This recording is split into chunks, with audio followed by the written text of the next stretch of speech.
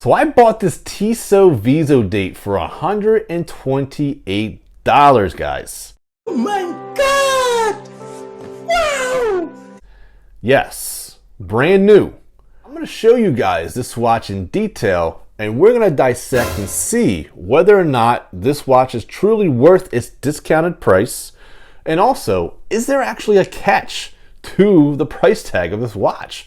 Why is it so cheap? And we're going to find out on this episode.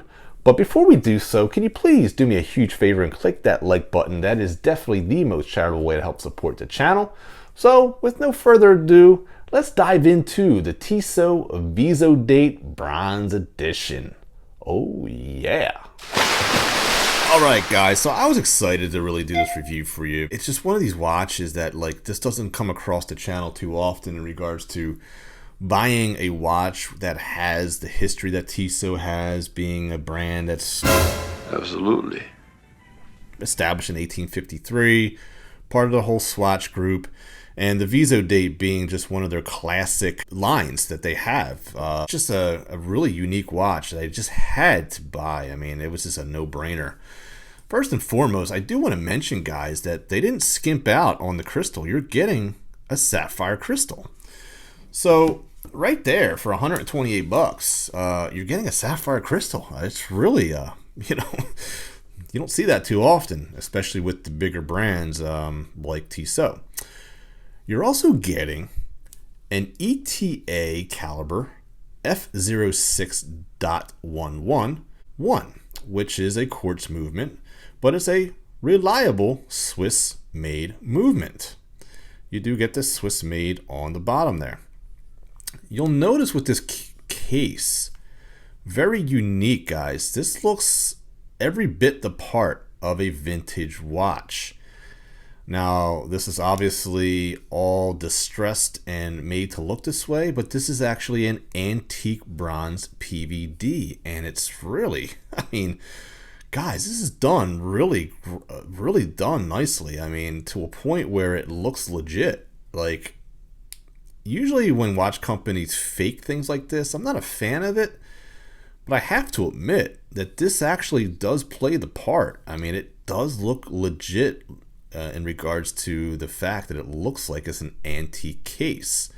So excellent job by Tissot on that. And take a look at the crown, by the way.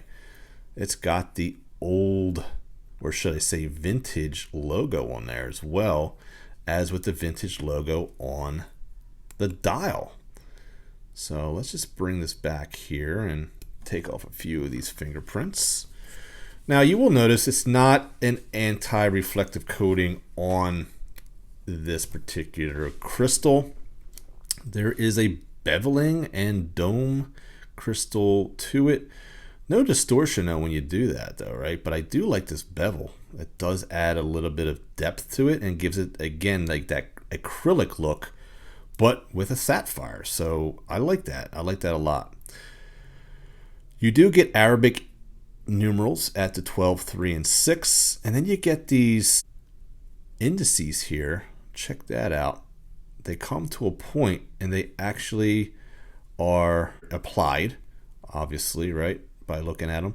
But they also have crease, and then you get the light that plays off of that. So nicely done there by Tissot. And you take a look at the handset, it's actually a matte finish, but it also has that distinctive line down the middle, and it gives it a little bit of that depth instead of it just being a flat hand. And you get a teardrop counterbalance on the second hand, and the second hand does touch the indices, which is a nice touch as well, guys. Even the Visodate, which is applied, Tissot looks like it is applied as well. But everything is done in like this bronze color. So it's a really nice theme. And then the black is, it is a gloss black. It is a gloss black. And maybe a flat black would have maybe helped with the reflection of the light. I don't know. I do typically like glossy dials, but I'd be kind of curious to see what a flat matte would look like on this particular watch. When we take a look at the dimensions, we're looking at a 40 millimeter case diameter, which is still kind of large for some guys, especially if you're looking for that vintage feel. I think this watch may have been better served at a 38 or 39. 39 maybe being the compromise between those that want a 38 and those that want a 40. But that's just my 2 cents on that. 10.7 millimeters in thickness, 20 millimeter lugs, which actually is obviously a great size to be a strap monster. And by the way, this leather strap is actually, they didn't skimp out on this, by the way. This is actually a quality leather strap with the cowl embossing. Okay. And you do get like a felt-like material on the inside. All right. And then you get this really nice buckle with, again, that Tissot logo and that distressed PVD bronzing, which is just really, really nice. I'm going to show it to you on the wrist and show you guys how many holes I can get being a 7-inch. As you can see, 7-inch wrist. I'm on the second from the last hole. So if you do have a smaller wrist, you're going to probably have to poke some holes in here. Okay. But looks beautiful on the wrist. I really like this watch. 66% off currently at $128. It's over a $300 watch usually. For some reason, they're selling these at a discount. I would take advantage of it, guys, because honestly, I don't think there's a catch to this. I mean, I don't know if these are just a watch that they've sold for a while and just have an overstock and just need to just get them out. But at the end of the day, at $128 for this to own a Visodate, which is a classic line of Tissot, you're never going to find a Visodate at this price range, brand new. I don't know if you'll ever see that again. And just not only getting the vintage name, but you're getting the vintage look. Minus the sizing, I think they hit a home run here with this watch. This is a great grab and go watch. It's not even a dress watch in my opinion. I mean, you can make it into a dress watch, but this is definitely an everyday grab and go. This is a watch that in my collection, I'm going to set my automatics to, because at the end of the day, this thing is going to continue to run when I leave it on the shelf. And you have to have at least 1 or 2 grab and goes when you don't have the time to set one of these, which as you can see, it's not at the right time because obviously, it's been sitting. And then when we take a look, we do get a hacking movement. The handset feels, the crown feels great. The time click over is just before, around 11:57:58.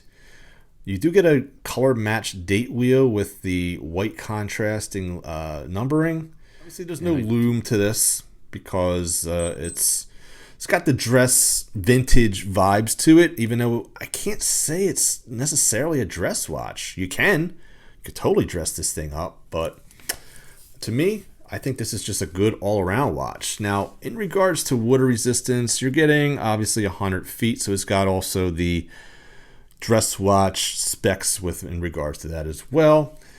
Again, it's not a diver watch. I wouldn't even necessarily call it a sports watch, but it's definitely a watch that you can wear every day.